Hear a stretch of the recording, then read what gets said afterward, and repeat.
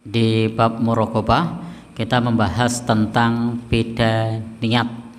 Bolehnya beda niat antara imam dan makmum. Hal ini pernah terjadi di zaman Nabi Shallallahu Alaihi Wasallam yang dilakukan oleh salah seorang sahabat Rasulullah yang dikenal namanya Mu'ad bin Jabal. Mu'ad bin Jabal ini beliau berjamaah bersama dengan Rasulullah Sallallahu Alaihi Wasallam. Beliau menjadi makmumnya, kemudian pulang ke kaumnya, dan beliau didapuk menjadi imam, sehingga beliau sholat di masjid bersama Nabi. Setelah itu pulang di kampungnya dan beliau menjadi imam. Maka para ulama menyebutkan bahwa sholat yang kedua itu bagi Mu'ad bin Jabal statusnya adalah sunnah, sementara makmumnya statusnya adalah sholat isya. Ini menunjukkan bolehnya bagi kita ada perbedaan antara imam dan makmum di dalam masalah niat. Maka tidak mengapa kalau kemudian kita sholat sunnah tiba-tiba ada orang yang menjadi makmum. Tidak perlu kemudian ngasih kode bahwasanya kita sedang sholat sunnah. Bisa jadi ketika kita sedang datang ke masjid, kemudian menjumpai ada orang yang sedang sholat, kemudian kita kasih isyarat, ditepuk di punggungnya atau di pundaknya, dan ternyata orang tersebut sedang sholat sunnah.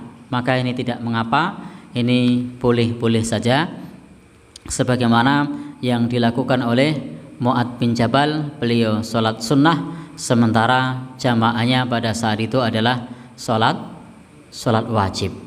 Sehingga Bapak Ibu yang berbahagia yang dirahmati oleh Allah Subhanahu wa taala, terkait mengenai masalah beda niat, ini pernah terjadi di zaman Nabi Shallallahu Alaihi Wasallam, dan Nabi Shallallahu Alaihi Wasallam tidak mengingkari hal ini. Nabi Shallallahu Alaihi Wasallam tidak mengingkari hal ini. Nabi tidak ngeritik Mu'ad bin Jabal, Nabi tidak mengoreksi beliau. Maka ini adalah menunjukkan adanya takrir, adanya persetujuan dari Rasulullah Shallallahu Alaihi Wasallam.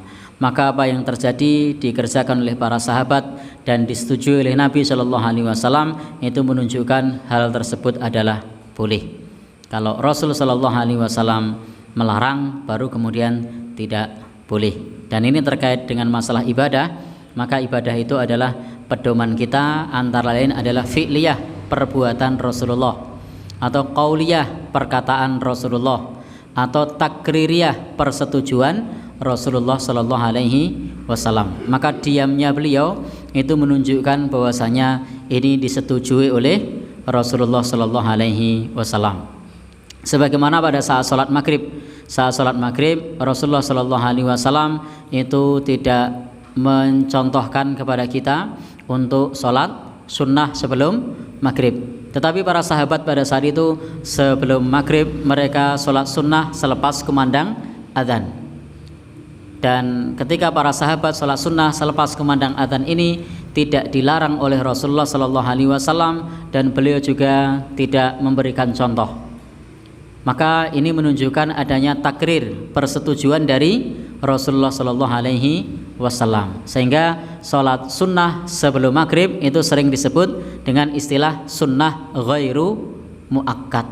Kalau ba'da maghrib itu dicontohkan oleh Rasulullah Shallallahu Alaihi Wasallam, dan beliau juga perintahkan. Maka setelah maghrib itu namanya sunnah muakkadah.